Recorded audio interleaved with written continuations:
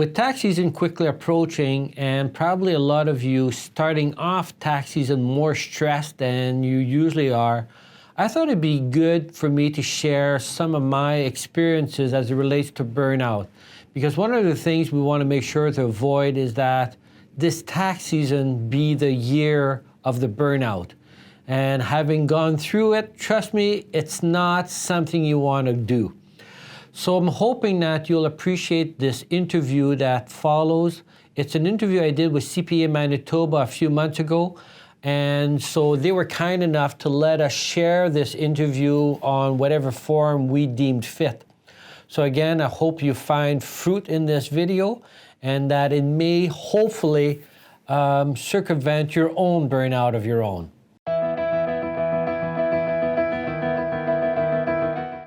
Today we're going to talk about burnout.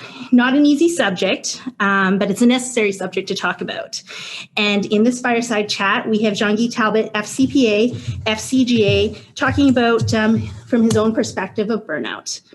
And many more people are facing burnout these days, especially in this environment that we're living in today. But why? And how does somebody get into this place? And how do we put healthy guardrails to protect ourselves and our own mental health? So for those who don't know me, I'm Christine Tabera from LMBA Consulting, previously with CPA, and worked many years with the practitioners. So today I'm working with Jean-Guy on a few different topics. And so this is a great opportunity to still see practitioners. Hi, Gita. Hi, everybody. I figured out how to turn on my video, so I went for it. Well, and the thing is that we did ask CPA Manitoba if we could have this Zoom interaction with everybody, because we think that this is a topic that is really important for us to have. And also we think that there's more engagement this way. So if you do feel comfortable, turn on your camera. If you do have questions, please put them in the chat, because we're going to have this fireside chat, but we want to answer any of the questions that you guys have during and throughout. So don't feel like you're interrupting us at all. See that a couple more people are turning on their camera, so that's great. Okay, so few housekeeping tips. Again, as interactive as possible. Kathy Zaplitney from CPA Manitoba is monitoring the chat for us, so please post your questions there. She has direct access to us, so she'll be posting them into the chat for us. Alternatively, if we can see you on the screen, raise your hand up and we can stop that part of the conversation. So over the years, I've really got to know Jean-Guy quite a bit, learning about his struggles as a lone practitioner. He started his practice in the basement, working with his team as they all became partners of the firm, and they were all quite young. The success from T&A as they grew their firm from 0 to 70, and all of the experience that came in between, and the fact, being in practice is really challenging. So we want to thank Jean-Guy for participating in this and telling his story. So Jean-Guy, before I start the Q&A, do you want to add anything else to this group? Nope. No, this is something, it's something I've debated whether or not it's something I felt comfortable doing, because first of all, I'm not a psychologist or psychiatrist, and I kept wondering, well, who the hell am I to talk about burnout? And I figured if nothing else comes out of that other than other people now feeling more at ease to discuss what they're living, and not feel so alone in whatever they're feeling, what they're going through and all of that, then I'll have succeeded. So what I'm going to be doing today is just sharing a little bit of certain experience that I've lived from a very non-scientific point of view, I guess, to a large extent. And to what extent I'll be of any help to anybody who's listening, I have no idea, but I'm hoping that it might open up a few doors. Okay, great. And so that's one of the reasons that you're passionate about talking about burnout. Yeah. And anything else that you want to add about why you are so passionate about this subject? I guess if I were to go back in history and talk about my experience or my career in accounting, I've always loved being in practice. And for those of you who are in practice will understand extremely well the grind, the everyday grind that just never stops in being in practice. And more than once, I've wondered whether or not it's something that I should just quit. But I held in there, and by and large, I have absolutely no regret. I still think it's terrific career. I've loved most of it. But I did go through a period that was the death of me. And so that's what I'll be sharing today, is what happened and how I came to this place where I lost all meaning for life. So that's what we're going to be kind of going down the path today, and sharing a little bit of what I don't know if I said survived it, but I'm still here. Yes. So from your perspective, what does burnout mean to you? So one of the things that I think threw me off is that I always thought burnout came from working too many hours. I always thought that if somebody only works a normal amount of hours, there's no chance of burning out. And it's only after I had this very severe mental breakdown that I started studying and trying to diagnose what the hell was happening with me. So I came to a point where I found myself just incapable of living. I don't know how else to describe it. And I still have very clear in my mind there's a 5-6 day period where I had slept a total of something like 11 hours. So I was averaging between 0 hours to 2 hours per night for several days. And so at the end of that period, and this is despite me taking sleeping pills, doing whatever I could to get some sleep, and just nothing worked. The mind had just spiraled completely out of control and have lost all sense of what life was about. And that's when I realized, okay, I'm in serious trouble here. My mind is no longer mine. I can no longer control it. My health, I couldn't eat, couldn't sleep, couldn't do anything. At that point, I started researching what was going on, and the whole thing of me going through a burnout, I don't know if that was right. I call it a burnout. I never got officially diagnosed by a psychiatrist, psychologist. And even when I described what happened to me, and I asked them, well, is this a burnout? But both of them that I met, both said, hey, well, it doesn't matter what you call it. So they never wanted to label what I went through. So I it's sitting somewhere between burnout, nervous breakdown, and PTSD, or post-traumatic syndrome. So because of how painful that was, and I think I've recuperated, not completely yet, I'm still feeling the effects of it to this day. And in reading about burnout, it's clear it's not something that you recuperate quickly from. So when I hear people, oh yeah, I went through a burnout and it lasted 2 weeks. Well, no, I'm sorry, but that's not a burnout. If you were able to recuperate that quickly, it wasn't a burnout. It was just a very severe few weeks of difficult times. And because from what I've read from burnout, it's something that takes years to really fully recover. And I've even had people say it's something you never fully recover from, which I'm then determined to prove otherwise. Now, is this when you started the journaling? I know that we've talked over the years and you've started some journaling, and when you faced this burnout. No, I had already been journaling. So at that time, I had 2 journals. I had just a journal where I record everything that I do on a daily basis. And I had a second journal where I recorded ideas, things that I wanted to implement, or things that I were thinking, just to sort my thoughts out. And then at some point in time, I started a third journal, and I call it my black journal, because if people were to read it, holy crap, is it dark. It is, I am angry, I am bitter, and everybody got a beating in that journal. Co-workers, family, God got a hell of a beating in that journal. So basically, it was just me putting down all of my thoughts, all of what I was feeling, what I was thinking. And basically, it was a way for me to have someone to talk to. And most of the journaling was done in the middle of the night, because I'd wake up at 3 a.m., unable to sleep, my mind spinning out of control. So I started this I kept calling it my black journal at that time in the middle of the night, because I didn't want to wake my wife and barf all of this all over her. So that's how the third journal was born. Okay. Yeah. Okay.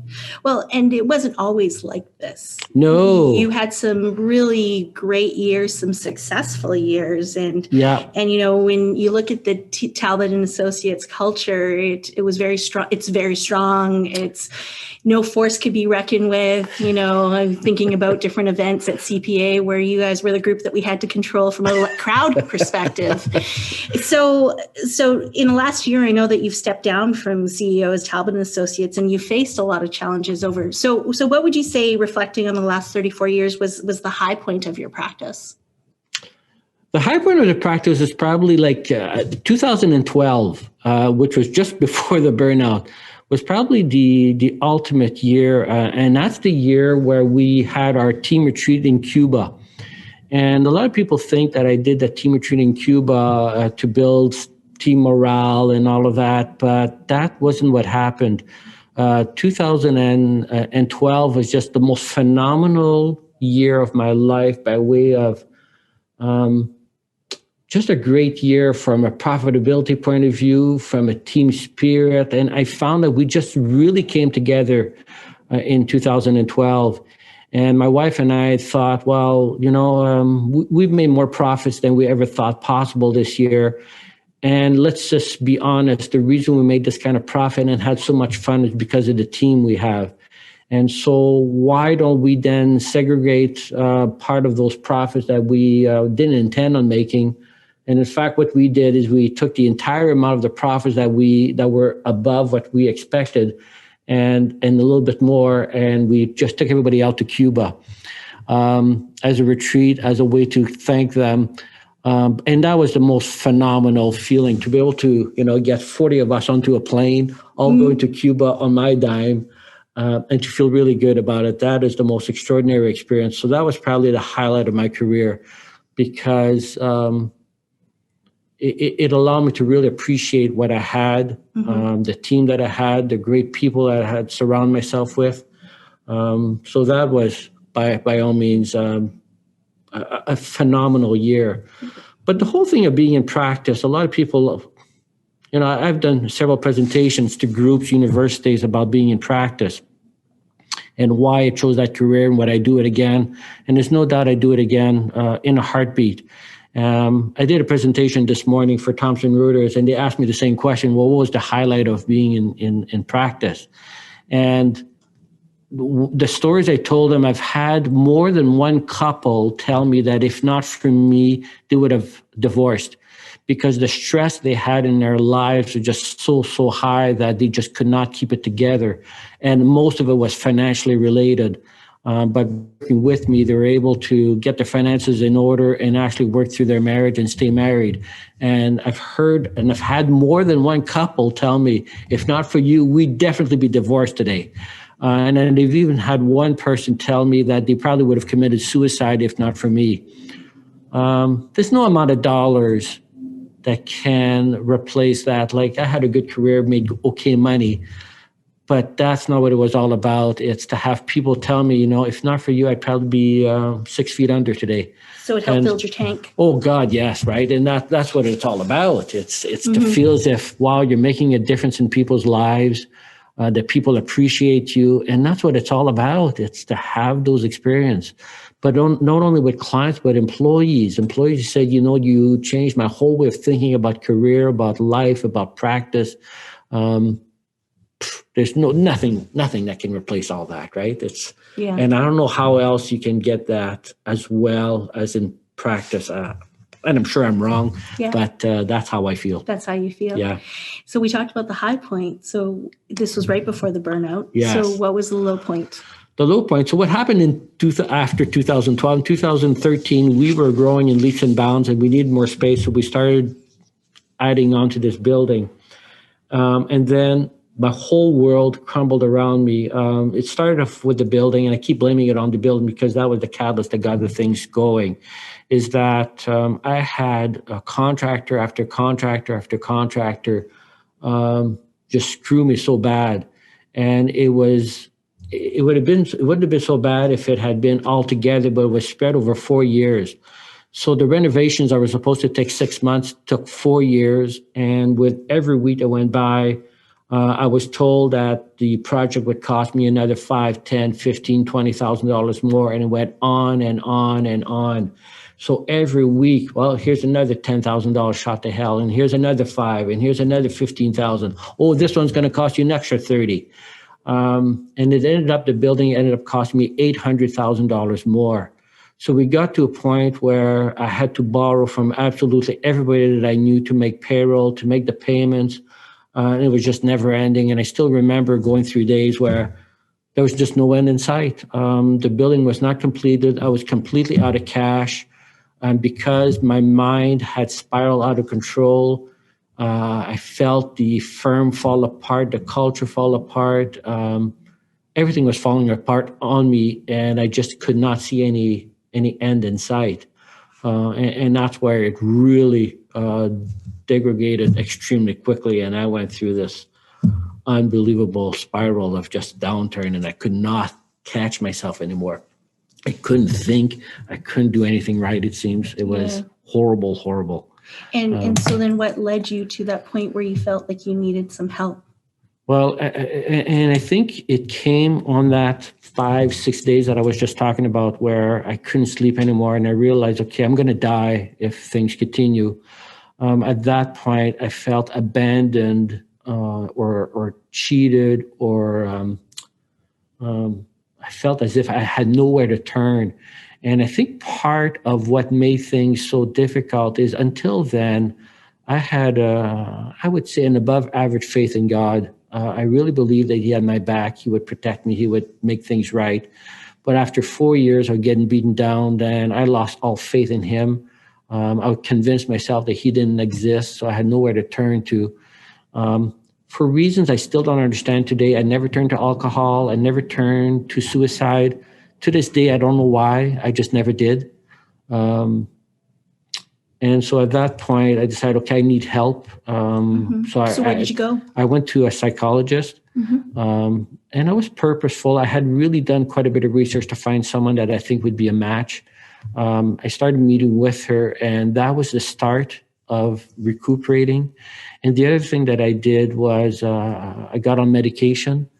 And then it's only afterwards that I started studying how the mind works. And I recognized that there's something that floods our brains whenever we're in a panic state called cortisol. And in studying how cortisol works as the fight and flight element that comes into your brain when you're feeling attacked. But I also learned afterwards that what can happen is, if you've got your brain is too constantly flooded with cortisol, it can no longer release it. It just stays in there and becomes a permanent part of your brain. And that now allows you to not be able to think. And what the medication did, it just kind of Fogged it? Yeah, fogged the cortisol a bit. And so everything that I did in life after that kind of became, I wouldn't say a fog, but all of my emotions flattened out. I no longer had the lows that I did. The highs also disappeared. I never got excited. But it was just flattened everything out, which is what I needed to just regain control of my brain again. So I was on medication for maybe a year and a half, give or take. And then I got to a point, I said, I'm good now. The wolves are at bay. And I think that's where I felt I needed help, because the wolves were always at my door, and the building had been completed. Life was getting back on track. But I could not shake the feeling that the next catastrophe was just around the corner. It was always looming, and it wasn't a matter of if I'm going to get hit again. It's when's the bad thing going to happen? And I would wake up in the morning and wondering, when's the bad thing going to happen? Is it going to be today? And I realized, well, there's no reason for me to suspect there's going to be another wolf at the door. Yeah. And so the drugs kind of made the wolves go away and kind of said, okay, so maybe there aren't any wolves. The wolves are a figment of my own imagination, which they were. So one of the things that I learned as well is how the mind just loves drama. Yeah, sure does. And so because it loves drama and recognized it loves drama, then I had to kind of recognize, okay, well, is this my own mind conjuring all of these horrible things that are happening to me, or is it real? And so that was the first step to recuperating, is to make the distinction about what's real and what's not. What are the real threats to my livelihood and to everything that I hold dear, and which one are just figments of my own imagination. So that took a while to be able to tell the difference between the two. No, definitely. And, as you look back and you think about how that building was the catalyst, and those sleepless nights were that point where you needed the help, was there a point that you think you could have done something you could have done differently, talking to your team, getting that extra support? Like if I had to do it over, one of the things that I definitely would have done is reached out to a psychologist or a lot sooner, and just not allowing my mind to spin out of control to the extent that it did, to be able to regain control of my mind. Because the other thing that happened also at the same time is, as I was sliding into this abyss, I still had a team of about 60 people at the time who were looking up to me for direction and all that. And it became very clear to them that they couldn't rely on me anymore. And so that caused all kinds of rifts within the firm, because they're thinking, okay, well, this guy is clearly not capable of leading us. So who's leading this boat? I'm so grateful that the number of resignations that happened during that time were very insignificant. To my surprise, I still don't get it. How come not everybody quit on me? Clearly, the people, they believed in me for reasons I don't fully understand. But that was good. But I would have gotten help a lot sooner. I probably would have gone on medication a lot sooner. And I think I wouldn't have fallen so deep had I done those things a lot sooner. And the other thing was to find people who understood what I was living. I didn't know where to find those people, because everybody that I spoke to clearly didn't understand. And the comments that kept coming back that just bugged the hell out of me says, well, Jean-Guy, be grateful. Be grateful. You've got your health. You've got this. You got that. I know I've got all these things, but I'm telling you, when the world starts twisting itself around you, these things will matter. And I can't explain it. It makes no sense to this day. I don't understand why I could not appreciate those things, but they don't matter. All you want to do is get to a point in life again where you can start breathing again. It's like being in drowning water and saying, hey, appreciate the fact you got this or that. Well, that's all fine and dandy, but I'm drowning right now, right? Well, so you can't think and appreciate. And it's tough when you also, not only for yourself, you've got your family, you also have a business and a team to take care of and clients to take care of. Yeah, and the part I think I found even more difficult was the fact that as I was reading about trying to figure out how to get out of it, I was reading about burnout and mental breakdown. They all said the same thing. You got to walk away from your work for 6 months to a year. And I'm thinking, yeah, right. I'm going to walk away from my practice and let it go for a year. Couldn't do that, right? And I'd even hired someone to run the practice while I was recovering. Because you didn't have the partners at that time? I had the partners, but they were all quite young and still didn't have all the skill sets needed to run the practice. So I hired a person to run the practice, and it took me a year to figure out that person didn't even know how to run a practice themselves, you know what I mean? Because you can't go from 0 to 60, literally, in number of employees, right, without prior experience in running a firm this size. So that was the other problem. If I had been a firm of 4 or 5 people, then I could probably have handed it off to somebody else. But 60 people is a big boat to drive. It is. So that wasn't much of an option at the time. No. So what would you recommend to practitioners to kind of help if they are, struggling, how can they help create some healthy guardrails around themselves? Because as we've talked about, it's not only impacting themselves, it's everyone around them. Yeah, and it caught me by surprise, and I can see it catching them by surprise. What I would probably strongly recommend is that is to maybe see it coming sooner than I did. part of, I think, avoiding burnout is to really pay very close attention to your mental or energy level. And what I recognize is that if you get to a point where you don't feel like going to work anymore, and you get up in the morning and say, oh, I don't feel like going to work, I see that's a first sign of a burnout, that you've lost the will and the fun of going to work. Now, you're going to have days like that, and that's normal. And if you've never had those days, then wow, you've got a hell of a life. It's normal to have those days every now and then where you're just not going to feel like going to work for whatever reason, and it may last a few days. But if those days turn into weeks and turn into months, and now you're realizing that, I don't remember the last time I looked forward to going to work, I'd say that you are very much headed towards a burnout. And you may find, well, I'm not working that many hours. I'm not tired. I'm not always at work. But I think burnout has a lot more to do with how fulfilling it is.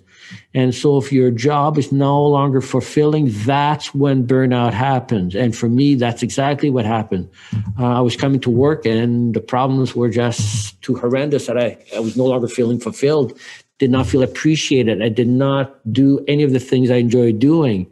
And at that point, that's what really started the downward spiral. So I would strongly recommend to people, take a close look at your energy level and how do you feel about each day? What's the first thing that pops into your mind in the morning all the time? Are you feeling as if, oh no, another damn day I need to get through? Or are you saying, oh, I can't wait to get on with it? Or it might be just somewhere in the middle. But if it's one of those things where you always feel as if, no, I don't want to go through this day again, I'm going to do it because I have to, I would seek help right away. Or even just talk to people like myself who's gone through that.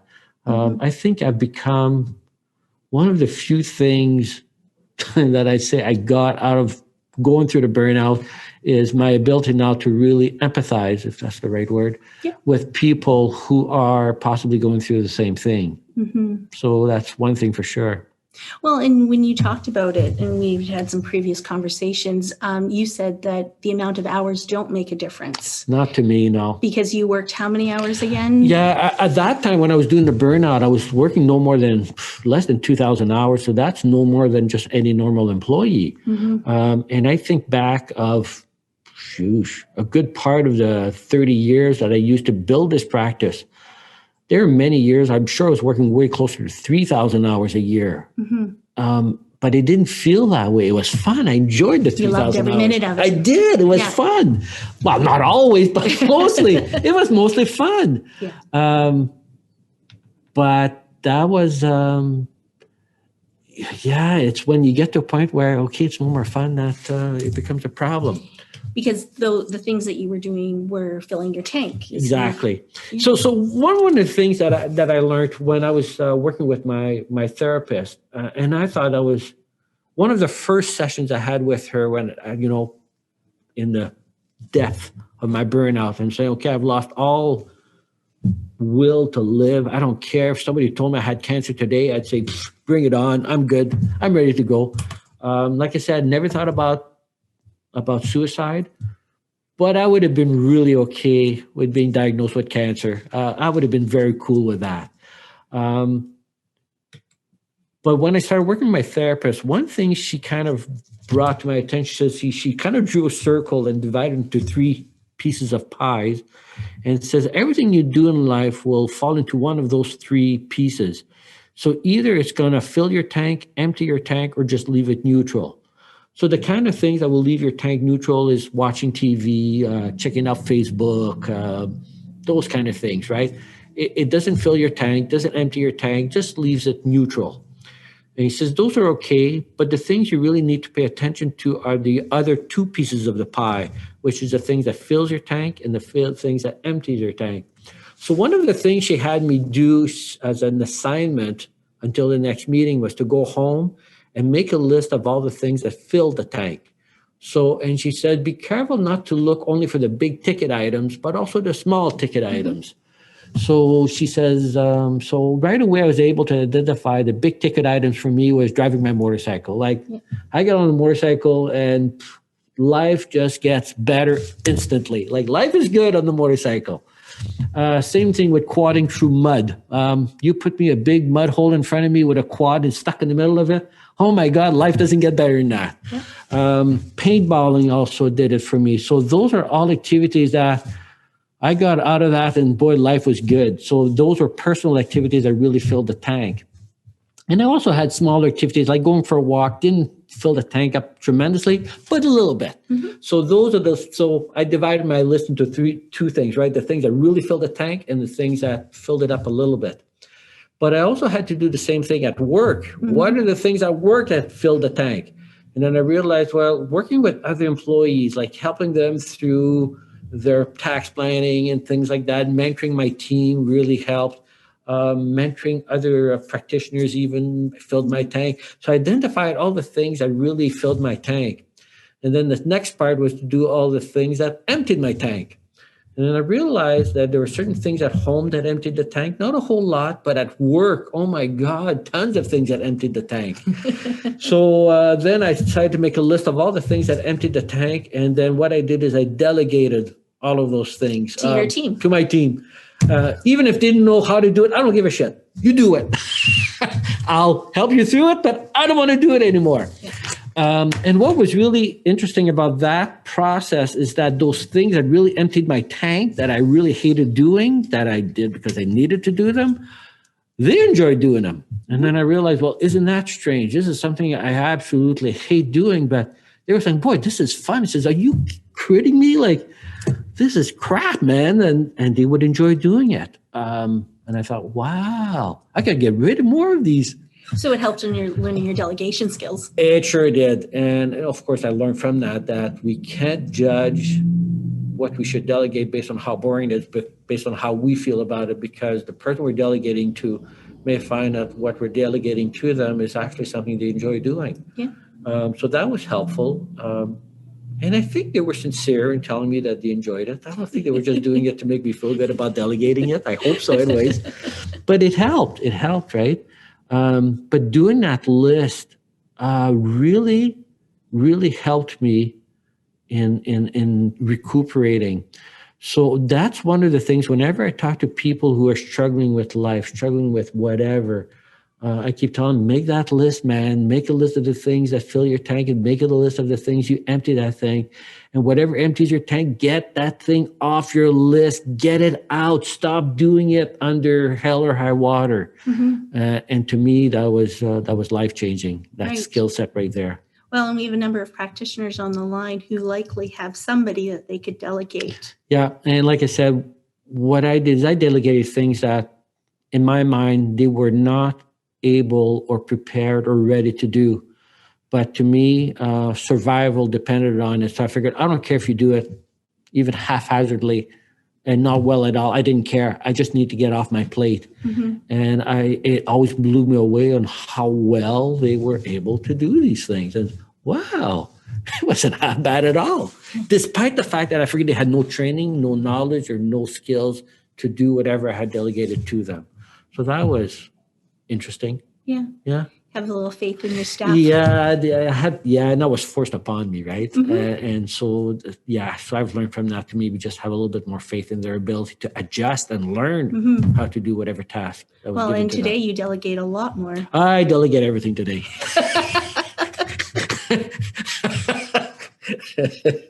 Yeah, agreed. No, definitely. Now, I'm looking at the time. Do you have any other questions or comments about delegation or things that you would like to share with this group before we open it up for questions? Yeah, if I would have a last piece of advice, again, because every now and then I come across practitioners who I can tell they're really struggling. And I keep going back. Well, first of all, make sure please understand you're not alone. There's more people who are probably struggling like as you may be than you think. So I think it's important that people not feel alone, that they reach out to other practitioners. And if that practitioner, whoever it is that you're calling for support, moral support, if they don't seem to get you, move on to somebody else who will. Because I found that I touched base with a ton of people before I could find those people who I could connect with. And I found that unless somebody has gone through something similar to what I went through, they just didn't get it. And I would talk and they'd say, yeah, I get it. I says, no, you don't. Clearly you don't. So keep calling different people until you find someone who gets it. Because that in itself will help. And then usually if those people have survived it, they can say, well, here are the kind of things that I've done that may help me, because everybody's different. So who knows? Right. And so whether it's other practitioners or your own benefit programs within your workplace or other resources. Whatever resources you can find, and yet go for it. And do not wait till you're where I was at. Because I think there is possibility of permanent damage, and you don't want to go to a point where it's permanently damaged. Because to this day, I'm still getting every now and then these triggers, things that happen, and all of a sudden I'm in full panic mode again, which I never, ever had prior to my burnout. Like before my burnout, it didn't matter what happened. I was in control. Everything was good. Even if I didn't know what I was doing, I felt in control. Now, not so much. Right. I've lost a certain part of me that allows me to really be able to focus and bring things back into perspective that I was able to do prior to my burnout that I can't do anymore. Will I feel this way again still in 10 years? I don't know. We'll do another one of these sessions in 10 years and I'll let you know. But I wouldn't say that I'm fully recuperated yet. So because the mind does some crazy things to our brains. And it has a hard time forgetting, right? It doesn't forget. I'm convinced that the subconscious mind just holds on to that crap forever. And so how do you then get past all of this and then remember to not let it go there again? And I think that's what's happening with me, is that I remember too well what it felt like to be at the bottom of that pit. And I'm so afraid of going there again that it spirals. And again, the mind will create drama, and I'm too afraid of going down there again. So anything that looks a little bit like that, I go, holy crap, here we go, another bear, let's run, right? Well, and it's something to be conscious about, because we're in this environment where we can't have a lot of interaction. We're focused on doing a lot of Zoom calls and can't have that close connections with other friends and family. Agreed. And I think, I can feel and I hear a lot of people who are kind of feeling that way because of this pandemic. Of course, I've got my own opinion, but I think we are not putting enough attention to everybody's mental health. We're just too preoccupied with just surviving it. But survival to me is not just living and having a heartbeat. It's a matter of having a healthy mind. And I find that not enough emphasis or thought is going to, well, how is that affecting everybody's mind? And that to me is the part that bothers me the most with the whole pandemic, is that we're not enough attention is given to how are people reacting to this. That's my opinion. Well, and as we approach another tax season, I mean, now's the time to kind of try and get those ducks in a row. Yes, and charge yourself up. Make sure you go into that tax season with a full charge battery. And that's the thing, right? If you're going into tax season and you're depleted, do something now. Don't wait and say, well, I'll survive tax season and then do something. No. Do something now. Fill up that tank of yours. And if you're not too sure how to fill it up, then call me. I'll provide you some insight on how to do it. But do not go into tax season with an empty tank. I'm telling you, it's not a good plan. Well, and there's a few weeks here where you can still take time to delegate and think about what fills your tank and doesn't fill your tank, and prep yourself for that. Yeah, and again, it's something that I wouldn't say I enjoy talking about it, but I don't mind. If people want to call me out of the blue, and I don't care if you tell me your name or not, I don't care. I'd be happy to share with you what I've lived. And if it can help, then by all means. I'm at a point now where I don't need the money anymore. If I can help people out, let's go. Great.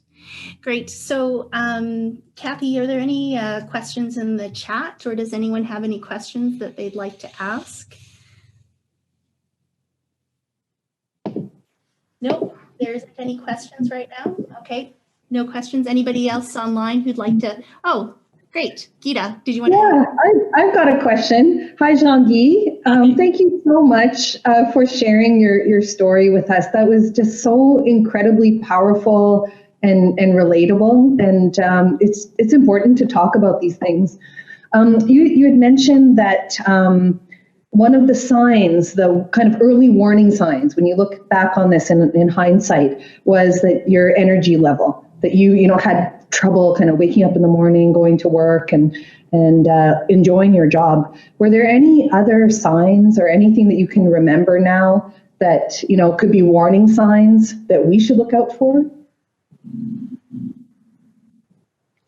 That might be pointing to a potential, or that we're on the path to a burnout. Yeah. I guess to some degree, it goes down to your ability to just enjoy life. When I think about my energy level, it wasn't only about getting up in the morning and going to work. It was just getting up to some degree. So in a sense, it looked a lot like people who talk about depression, right? Wanting to stay in bed. Strangely enough, I never felt like I wanted to stay in bed. It wasn't, and that's why I don't think it was depression. It was more about, I just wanted life to stop and allow me to just regain traction again and start laughing again. And that was the funny part, is everybody at the office noticed that I had changed tremendously. I no longer laughed. So people who know me know that I laugh easily, and I laugh all the time, and I've got a stupid sense of humor, warped sense of humor even, and I will laugh at stupid jokes all the time. But during that period, I could no longer laugh. And the other thing that I noticed is that it impacted the whole team. People no longer laughed out loud in the office like they did. The whole morale of the office had gone down. And I couldn't understand why that happened until I started talking to my therapist, and she says, well, you're the captain of the team, so of course you're going to have an impact. But I says, yeah, but we're 50 people. I'm only one of 50, like, get off. He says, it doesn't matter. You're the captain of the team. They will follow your lead. So if you're depressed, they're going to be depressed. And I'm like, are you freaking kidding me? Right? And make things worse, because now I'm saying, I got to fix this because it's impacting the whole team. So did anybody give you that feedback? Did they tell you, hey, you're not laughing as much as you used to? Yeah, I got that quite a bit. And the other thing that really did not help is I had people who were very close to me who really came down hard on me, who were criticizing me for not doing what I should be doing, for not holding my end of the stick, for and on and on and on. And I'm thinking, holy crap, man, I am hanging on by a thread and you are punching me, and you're supposed to be one of the people that I trust to help me through this. So when I talk about the building was just one of the elements, but there were probably about 10 different things that I was living through. Like my mom passed away during that time, and I had a sister-in-law passed away, and I had a son who's always at the principal's office, and the list goes on and on and on. Like I've got about 10 things I could tell you that would make, and one of those things would make a person kind of take a step back. And I had all those 10 things happening at the same time. But I think when you really get to a point where nothing's funny anymore, people would say jokes that usually would have made me laugh was no longer funny. And I still remember one morning, and just to give you an idea of how mentally ill I was, I still remember one morning going to the garden to drop some compost into the garden. And I stopped in the middle of the yard, and I could feel the sun, and I could hear the birds. I still remember that morning because I hadn't heard that in 3 years. And I realized, holy crap, there's the sun and there's the birds. And I stood there in the middle of the yard for about 10 minutes just taking it in. And I still remember coming back into the house. My wife was like, what the hell are you doing in the middle of the yard? Standing there with your pill in the hand. I says, I was just taking in life for the first time in 3 years. I had never noticed the birds in forever, it seemed, and the sun on my face. And then I realized, okay, this might be a sign that I'm recuperating, because I can finally notice the nice things in life again.